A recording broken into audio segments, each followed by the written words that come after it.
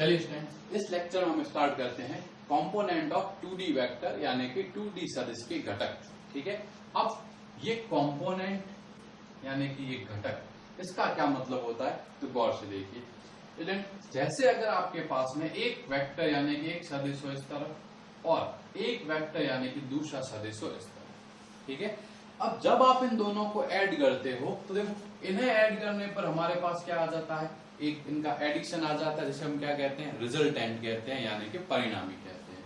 तो देखो अगर हमारे पास ये वाला और ये वाला हो तो हम क्या निकाल सकते हैं कि इसकी वैल्यू क्या होगी। ठीक है, लेकिन अब हमें सिर्फ और सिर्फ ये वाला रिजल्टेंट दिया जाएगा, सिर्फ परिणामी दिया जाएगा और बोला जाएगा कि परिणामी से जो इन दो, देखो अपने को बताना है कि अगर अपने पास रिजल्टेंट यानी कि परिणामी हो तो किन दो वेक्टर्स को ऐड करने पर, किन दोनों सदिशों को जोड़ने पर हमारा जो है ये वाला सदिश आया। ठीक है, जैसे देखो जैसे आपको बोला जाए कि देखो 3+2 करके हमारा क्या आता है 5। तो पहले हमने देखो जब रिजल्टेंट देखा, परिणामी देखा तो हमने तो ये करा कि भाई 3+2 करा, फिर हमारा क्या आ गया 5 आ गया। अब हमें क्या गिवन होगा, 5 गिवन होगा और हमें ये पता लगाना है कि ये वाला 5 कैसे आया, मतलब किन्हें ऐड करने पे आया। तो देखो एक तरह से तो ये कई अलग चीजों को ऐड करने पर आ सकता है। ठीक है, लेकिन हमें जो है ये चीज पता होगी कि ये वाला वेक्टर और ये वाला वेक्टर, जिन दोनों, देखो ये वाला वेक्टर भी इसका एक कंपोनेंट कहलाएगा और ये वाला वेक्टर भी इसका एक कंपोनेंट कहलाएगा। हम ऐसे कंपोनेंट फाइंड करेंगे जो एक दूसरे के परपेंडिकुलर होंगे यानी कि लंबवत होंगे। ठीक है, अगर हम इस टॉपिक को एकदम अच्छे से हेडिंग लिखना चाहें तो हम क्या लिखेंगे कि परपेंडिकुलर कंपोनेंट। ठीक है, perpendicular component of a 2D vector यानी कि 2D सदिश के लंबवत घटक। हमें कैसे कंपोनेंट करने हैं, परपेंडिकुलर यानी कि लंबवत घटक करने हैं। हमेशा आपकी जो भी बुक होगी वहां पे क्या होगा, कंपोनेंट ही लिखा हुआ जाएगा, उसका मतलब वहां परपेंडिकुलर जो है एक तरह से छुपा हुआ है। आपको हमेशा परपेंडिकुलर कंपोनेंट यानी कि लंबवत घटक ही करने हैं। ठीक है, अब देखिए कैसे किया जाता है, ये चीज आप बहुत अच्छे से समझेंगे। ठीक है, तो देखिए पहले तो बेसिक रूल समझिए, फिर अपन देखेंगे डायरेक्शन। तो देखो बेसिक रूल क्या है, बेसिक रूल ये है कि आप ऐसे याद रखेंगे कि थीटा के साथ कॉस थीटा और थीटा के सामने साइन थीटा।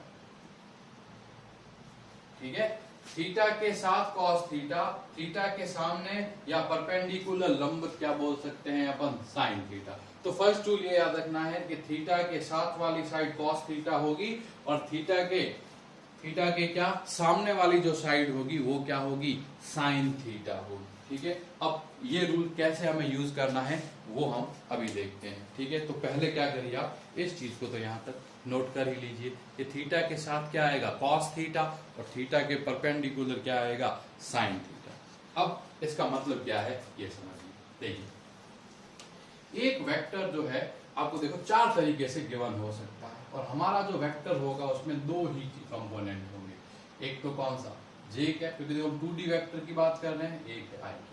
तो देखो एक तो ऐसे हो सकता है। अब देखो ये फर्स्ट केस है, ये यहां से लेके यहां तक जो साइड है ना ये ए है, आपको बोल दिया ये वाली साइड थीटा।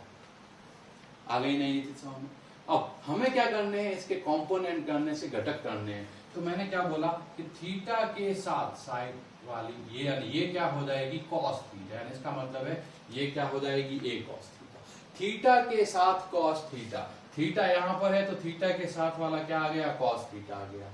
और थीटा के सामने साइन थीटा यानी ये वाला इधर क्या आ गया हमारा, ए साइन थीटा।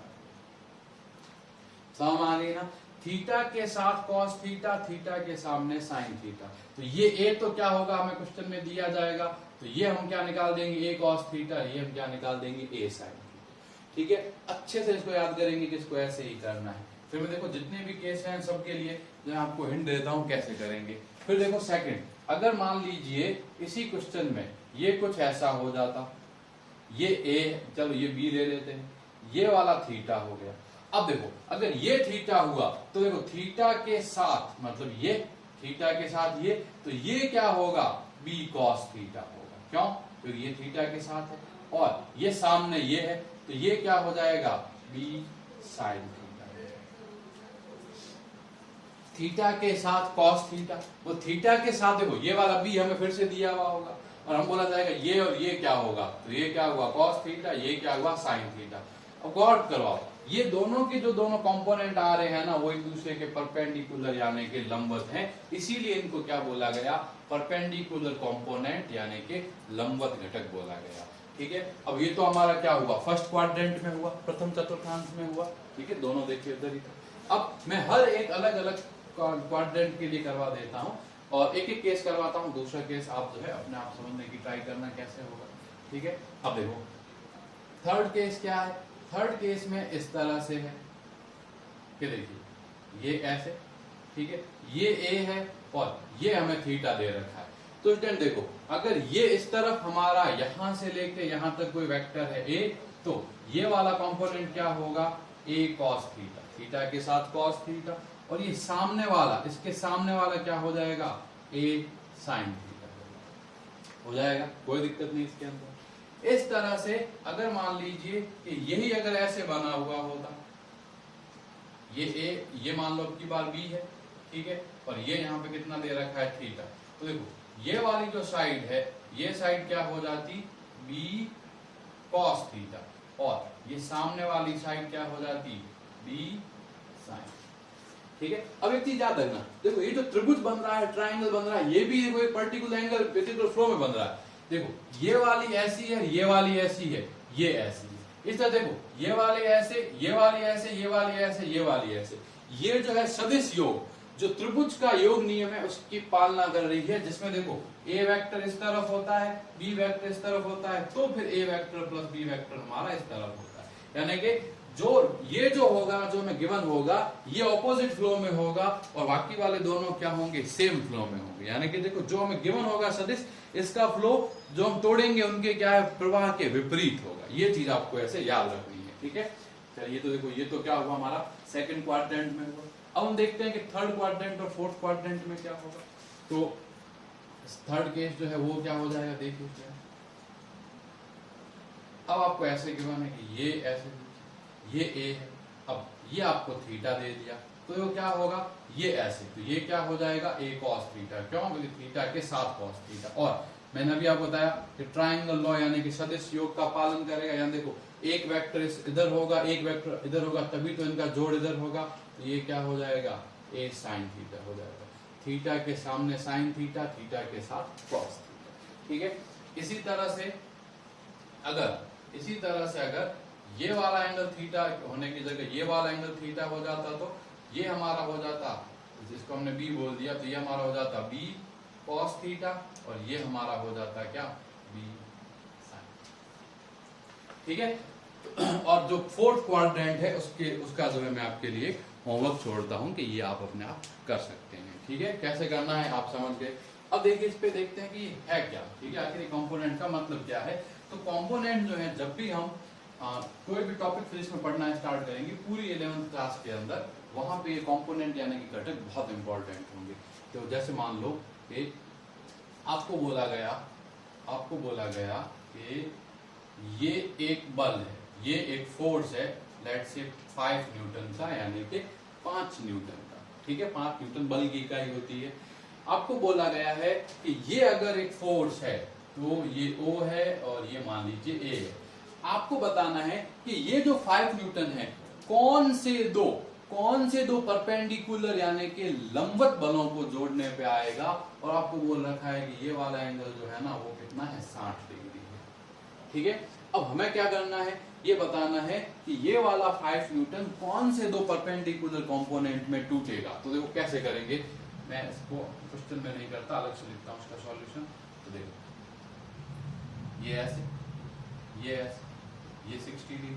ठीक है, अब ये हमें कितना दे रखा है, 5। तो देखो थीटा के साथ कॉस थीटा, मतलब ये वाली जो साइड होगी ना, ये क्या हो जाएगी 5 कॉस, और ये वाला थीटा कितना है 60, तो 60 डिग्री। इस तरह से ये देखो इधर, ये इधर होगा भाई, ये इधर है तो ये इधर होगा, तभी तो ये इधर हुआ, तो ये हमारा कितना हो गया 5 साइन 60। क्या देखो ये कितना हो गया 5/2, cos 60 कितना होता है 1/2, sin 60 कितना होता है √3/2, ये कितना हो जाएगा 5√3/2। ठीक है, तो देखो ये इसके दो कंपोनेंट हो गए। एक कंपोनेंट तो इसका क्या हो गया, एक कंपोनेंट तो इसका क्या हो गया 5/2। अब देखिए 5/2 कौन सी तरफ है, 5/2 है x की तरफ, और x को हम क्या बोलते हैं i क्या। ठीक है, ये हमारा क्या है y यानी कि j, ये हमारा क्या है x डैश यानी कि माइनस का i क्या, और ये वाला हमारा क्या है y डैश यानी कि माइनस का j। ठीक है, तो अब दो और देखना स्टूडेंट, अगर आपको ये पूछा जाएगा कि ये वाला 5 वेक्टर कैसे आया, ये वाला जो 5 है यहां से यहां तक कैसे आया, तो आप क्या बोलोगे कि एक तो मेरे पास था 5/2, कौन सी डायरेक्शन में आई कैप में, तो इसकी आई कैप में था। इसमें जब मैंने जोड़ा, क्या जोड़ा 5√3/2, लेकिन कौन सी डायरेक्शन में, इस डायरेक्शन में, ये डायरेक्शन क्या है -j कैप। ठीक है, तो देखो ये वाली जो चीज है ना, ये क्या है इसके कंपोनेंट। अगर आप इन दोनों को जोड़ोगे तो वो किसकी वैल्यू आ जाएगी 5 की वैल्यू आ जाएगी। ठीक है, ये बहुत इंपॉर्टेंट है स्टूडेंट, इस चीज को आप अच्छे से समझिए कैसे हुआ। अगर आपको समझ में नहीं आया तो वीडियो पॉज कीजिए, पॉज करके एक बार वापस जो है इस चीज को देखिए कि कैसे हुआ। अभी देखिए मैं एक दो एग्जांपल और लेता हूं, फिर आपको अच्छे समझ में आने लगेगा कैसे हुआ। देखो जैसे इस तरफ है और ये हमें दे दिया 37 डिग्री और ये हमें दे दिया 10 मीटर। अब मीटर मतलब कोई लेंथ होगी, कोई लंबाई होगी। आपको बोला है कि जो ये OA है, इस OA को कंपोनेंट करो, OA को घटकों में तोड़ो। इसका मतलब क्या है कि ऐसे दो वेक्टर बताने हैं जिनको जोड़ने पर ये आए, ऐसे दो वेक्टर बताने हैं परपेंडिकुलर यानी कि लंबवत, जिसको जोड़ने पर ये 10 इस तरफ आ जाए। ठीक है, अब इस चीज को समझने से पहले आप वैल्यू याद रखेंगे कि sin 37 डिग्री की वैल्यू जो है वो cos 53 डिग्री की वैल्यू के बराबर होती है, और ये मान होता है 3/5। इस तरह से sin 53 डिग्री की जो वैल्यू है वो cos 37 के बराबर होती है, और इसकी वैल्यू होती है 4/5। ये आपको याद रखने होंगे दो मान, ये फिजिक्स के अंदर बहुत काम आते हैं, 37 और 53। ठीक है, अब देखिए, अब हमें फिर से क्या करना है, इसके कंपोनेंट घटक करने हैं। तो देखो थीटा के साथ मतलब ये वाली साइड, ये क्या हो जाएगी cos थीटा, यानी ये कितना है 10 और ये कितना हो जाएगा cos 37 डिग्री। इस तरफ ये क्या है थीटा के सामने, तो थीटा के सामने क्या हो जाएगा a sin थीटा यानी कि a sin 37। अब देखिए 10 sin 37 का मान देखिए 3/5, ये क्या हुआ 10 इंटू cos 37 का मान देखिए 4/5, sin 37 ये रहा, cos 37 ये रहा। तो देखो ये से कितनी बार घटा 2 बार, तो ये कितना आ गया 6, ये से कितनी बार घटा 2 बार, तो ये कितना आ गया 8। ठीक है, तो अब आपको पूछा जाए कि इसके दो घटक क्या होंगे, तो गौर से देखिए। देखो एक घटक तो ये इस तरफ है, अब देखो स्टूडेंट ये x है तो ये x डैश होगा, ये y है तो ये y डैश होगा। x को अपन बोलते हैं i, तो x डैश को अपन क्या बोलेंगे -i क्या, y को j बोलेंगे तो इसको हम क्या बोलेंगे -j क्या, ये याद रखेंगे। तो देखो ये वाला जो है, ये वाला किस तरफ जा रहा है, नेगेटिव x में जा रहा है, और ये वैल्यू किसके इक्वल है 6, सॉरी ये वाली वैल्यू जो है, ये वाली वैल्यू, ये वैल्यू किसके इक्वल है 8 के, तो ये क्या हो जाएगा 8 किस तरफ -i कैप की तरफ, प्लस ये वाली वैल्यू ऊपर की तरफ है, ऊपर क्या है अपना j, और ये वैल्यू कितनी है 6, तो ये कितनी आ जाएगी 6j। तो देखो ये क्या हो गए, इसके कंपोनेंट हो गए, यानी आप लिख सकते हो कि -8i cap plus 6j cap, इन दोनों को ऐड करने पर हमारे पास ये वाला क्या आ जाता है वेक्टर आ जाता है। तो ये चीज क्या कहलाती है कंपोनेंट ऑफ वेक्टर कहलाती है, बहुत ही इंपॉर्टेंट है। ठीक है, तो ये इस टॉपिक के साथ हमारा वेक्टर जो है वो कंप्लीट होता है।